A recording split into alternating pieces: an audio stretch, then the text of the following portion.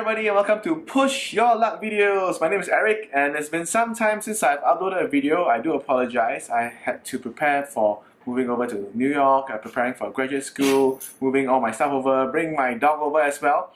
And school has been quite busy, keeping me busy, even though I've been playing games, some for school, which is always a good thing, and some for my own leisure as well. I have not had a chance to prepare a music video yet, prepare a video review of a game yet, so this will be my first video review since I come to New York. Alright, today we'll be looking at Impulse, which is designed by Carl Sheddock, who also brought you Innovation, and it's published by Asmadi Games. This is a 2 to 6 player game, alright, where players are space civilizations trying to get enough points to beat the other civilizations that are represented by other players. Alright, first to 20 points will win the game. It is touted as a 4x kind of game, but it's played mostly with cards and some ship tokens. So let's take a look at what the game comprises of, and I'll give you a brief overview and as well as my thoughts about the game. Okay, this is how a game of Impulse will look like.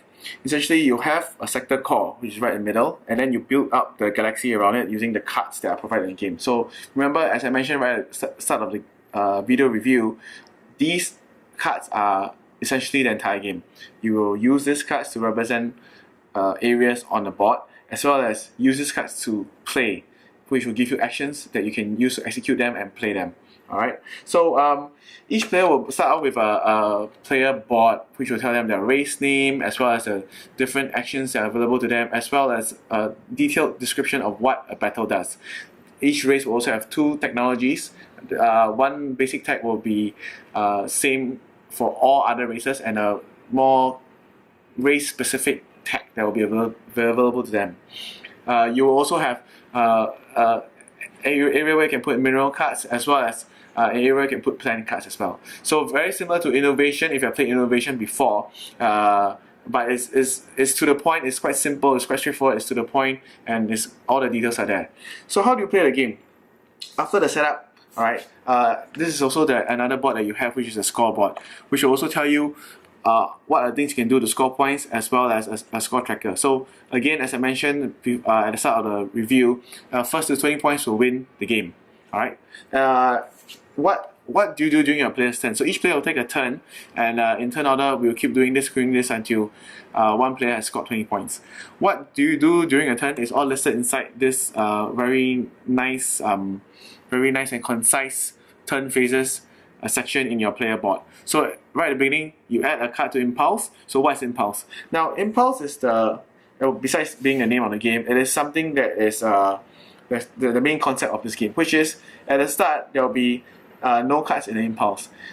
During your turn, during each player's turn, they'll need to add a card to Impulse. So you'll be having a card of hand of 5 cards. From there, you choose 1 card to place in the Impulse stack. Now there will be an indicator to show you which is the start of Impulse, and these impulses are actions that are available to all players. Alright, as long as they still remain on the board. Alright, and usually there's at most 4 in this stack. You get to execute all the actions in sequence from the start all the way to the end. So this is a public impulse. Next, you will use one of your technologies. So you choose which technology you want to use and you execute them. Technologies often allow you to build more ships or draw cards, and basically they are just a repeat of the actions that you can do during your turn. Alright, next you use the impulse cards in order. So this is what I was talking about, where you will start to execute the impulse in order from the first card all the way to the last card. Next, you can use or delay your plan. Now, if you look at this section of the player board, the player card, alright, there's a plan section. Now, you can use the plan action, which is one of the available actions on the cards, to place these cards here next to your player board. So what is a plan? Plan is like a mini impulse. It's your own personal impulse. So it behaves very similar to the impulse here, but it is for you. It is only for you. So you can decide if you want to, during the step number 4 of your turn, you can decide whether you want to use your plan now or you can wait.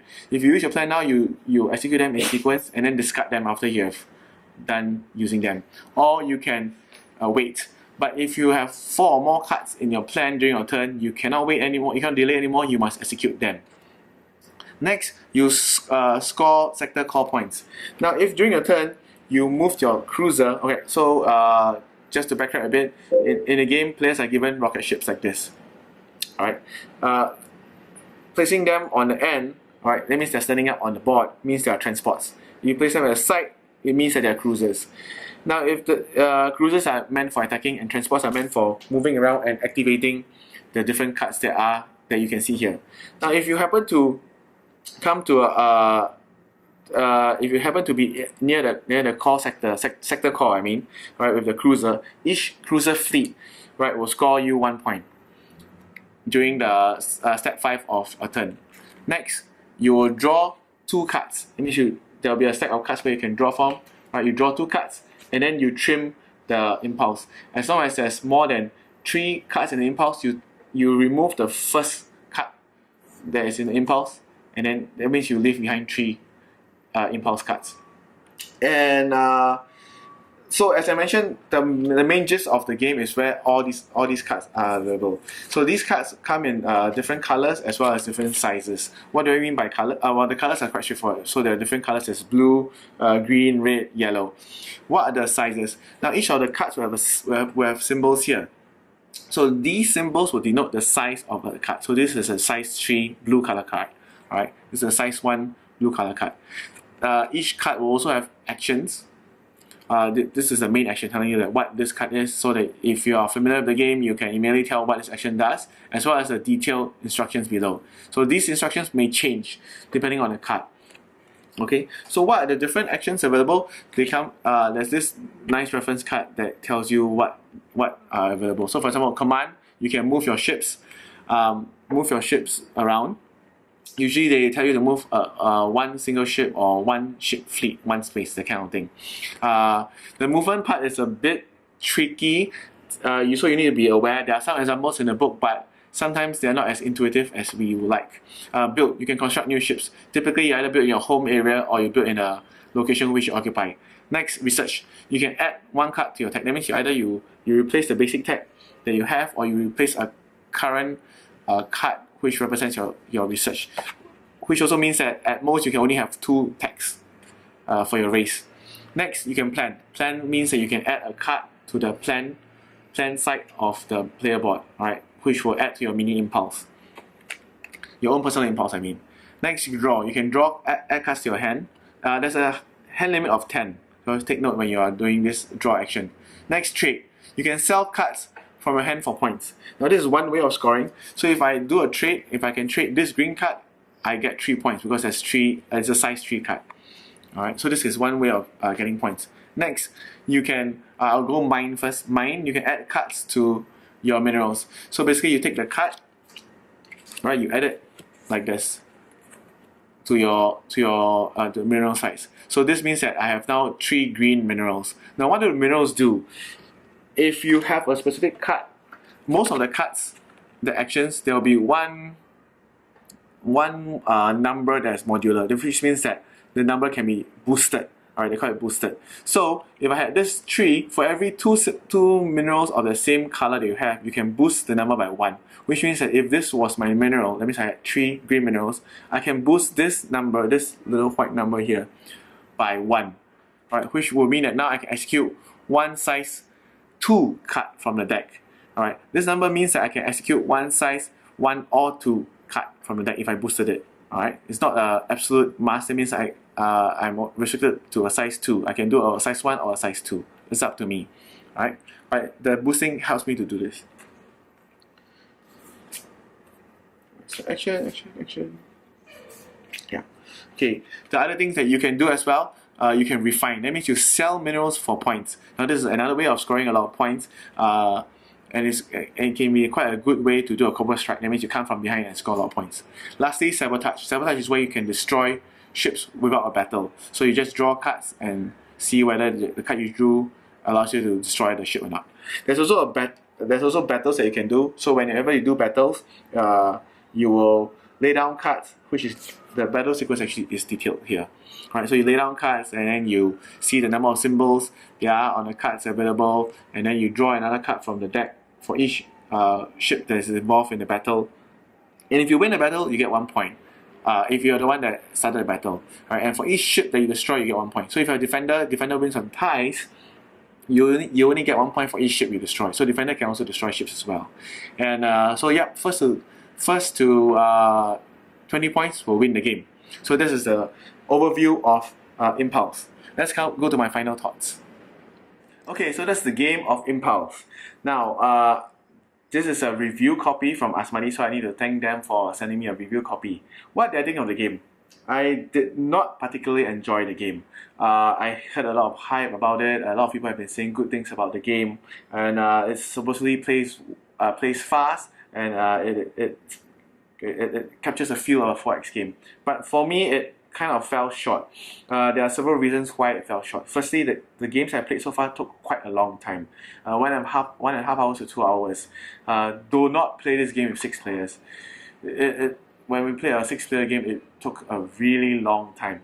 Why? Because during your turn, there's quite a lot of things to do. Right? You're thinking at what you want to do, the cards you want to play, the impulse that you want to activate, and so on and so forth. So it's quite fun during your turn. However, if you're waiting for other people's turn, there's really nothing much else you can do. Why? Because the board will change quite drastically before it comes back to you. The impulse will change as well. Especially if it's a 6-player game, it will change a lot. And you will not be able to plan that far ahead. You could have a strategic plan. For example, I want to have a lot of minerals so that when I do the refinery, I can get a lot of points at one shot and perhaps win the game. But other than that, there's nothing much else you can do. The draw of the card will also be quite random as well. So you may be quite down on your luck when you draw cards. For example, when you do battling as well, sometimes you drew a size 3 card which will give you +3 symbols, which can help you a lot or make you lose the game.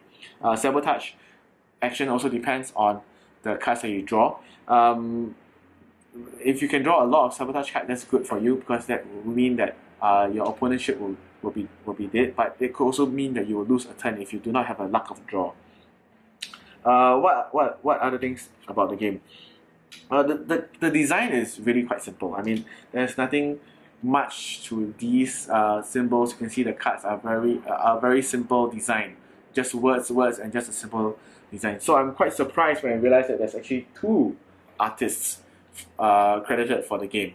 So that is interesting to me. The rulebook is nice. It's quite straightforward. There's quite a lot of things. It feels very much like an innovation rulebook that you can read through. I do wish that it is the examples are a bit more clearer. The movement part can be a bit tricky to understand because, for example, I'm now on the gate between because of the arrangement of the cards. For example, they're arranged in this way. So now I'm on the gate of these two regions. I'm now on the gate. So if my opponent's ship comes in, right, they cannot go through this gate. They cannot go from this gate to another gate because you will need to impact my ship if you want to do anything else within this gate. So the movements, ship movement is not very intuitive. The gameplay wise, some of actions are a bit tricky and not easy to manage. There's so many actions you can do, yet if you want to have a strategy, sometimes it's limited by what are the cards you drew. For example, if I wanted to go with the mineral strategy, but if I do not get the right cards, I have to forfeit the strategy and do something else instead. You can always do combat. Combat seems to be the most obvious strategy to win, right? Because every time you fight, you get points. If you go straight for the sector core, you may get 1 or 2 points along the way. Most of my the people I played with so far, they like it when it's during a turn. They have a lot of things to do, but they really hated the waiting part when they're waiting for their turn to come. I've seen 2 strategies of winning. One of them was via minerals, where they store a lot of minerals, and then at the end they refine everything for a lot of points. So they kind of turtle. They move to their own corner of the galaxy. They just turtle and just wait for the right cards to come. The other strategy seems to be a a bit of a battle. So you're fighting to get points here and there, and then wait until one player may have amassed too much transports or have a lot of transports sitting there without any cruisers to guard them, and then swoop in to kill all of them for a lot of points to win the game. So yeah, so all in all, I would say that it is an okay game. I'm not sure whether it plays better with 2 or 3, but I'm quite surprised that even with 4 players, it still plays about 1 hour to 1.5 hours. For 6 players, it definitely plays way too long, too long for it to be a very fun game. So that is my general overview of Impulse. I would say if you like innovation, you may want to give this a try, right? But it's definitely not innovation. The instructions tend to be a bit more clearer than innovation, but I would prefer innovation over Impulse. So that's my thoughts about Impulse. Thank you for watching.